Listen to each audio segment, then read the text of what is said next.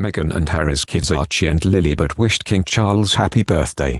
King Charles received a heartwarming birthday message from his grandchildren Prince Archie and Princess Lilibet. Prince Archie and Princess Lilibet wished their grandfather King Charles a very happy 75th birthday via a pre-recorded video message. The 4- and 2-year-olds sent the sweet message across the pond for the King's special day, according to a well-placed source. Despite having met their paternal grandfather on only a handful of occasions, Archie was only 8 months old when his parents Prince Harry and Meghan decided to step down as senior working members of the royal family and relocate to North America at the start of 2020. Lilibet was born over a year later. The family of 4 returned to the UK for the late Queen Elizabeth's Platinum Jubilee in June 2022, and the children have not stepped foot on British soil since. It comes revealed that Prince Harry was unable to phone the King to send his own well wishes yesterday. The BBC reported earlier this week that Prince Harry would make a call to his father King Charles on his birthday. A well-placed source reveals that the story originally came from people linked to the Sussex camp in an attempt to mop up the fallout from not being invited to the King's 75th birthday celebrations. The source stresses that there was originally no call scheduled in the King's diary yesterday. News of a phone call came as a surprise. Let's just say that, the source said, there might have been a willingness there for the Sussexes to call the King on his birthday, but it certainly wasn't communicated to the other side in a timely fashion. The King was extremely busy during his birthday celebrations yesterday, and sources say that there was no possible moment for the alleged call to take place. The King certainly didn't take the call during the day while he was busy working, the source said. The evening was spent with his family and friends, and he did it at a private moment all evening.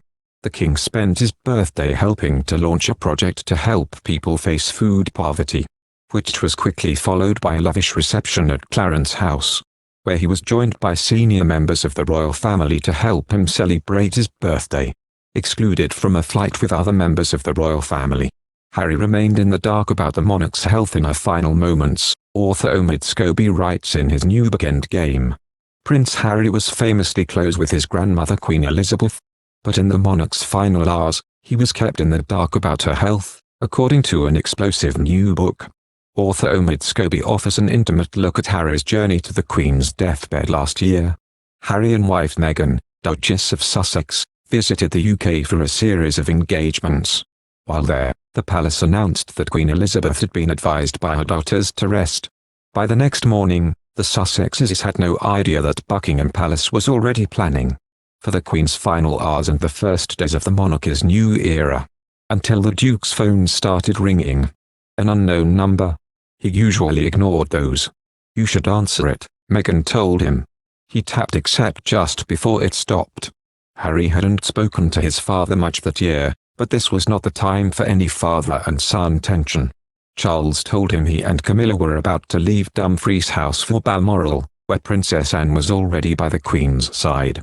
He told Harry to make his way to Scotland immediately. William, whom Charles had just spoken to, was supposedly working on arranging travel. Harry sent a text message to his brother asking how he and Kate planned to get to Scotland and whether they could travel together. No response. With no further information from other family members or palace aides, the Sussexes and their team had to operate in the dark. Harry was informed that William had already secured a flight with his uncles Andrew and Edward, but he couldn't get in touch with anyone about joining that flight. It was upsetting to witness, said a source close to the Sussexes. Harry was completely by himself on this. With the world's media now rushing to Aberdeenshire, travel options dwindled. Another call came through from Charles, who instructed his younger son to come alone. Despite already publicly confirming that Meghan would come with him, he reluctantly agreed, after Charles assured him that Kate would not be there, either. Charles had cited protocol, but the reality was that Kate chose to stay back to pick up the children from their first day at a new school. They just didn't want Meghan there, said a former palace aide. Meghan, a friend added, could sense she wasn't wanted. Harry sent another text to his brother. Nothing. Though there were available seats on William's chartered Assault Falcon private jet, which was leaving in less than an hour, Harry was left to fend for himself. William ignored him, said a family source. He clearly didn't want to see his brother. Princess Eugenie reached out to Harry to see if he had any more information about their grandmother. She had heard from another family member that it was time but knew little more. Harry made a brief appearance at the coronation of his father, King Charles, but was not invited to join the royal family on the palace balcony. Meghan and their children stayed home. Thank you for watching. If you like our video, would you please help us like, share and subscribe our channel. Wish you happy to see our videos. Thank you very much.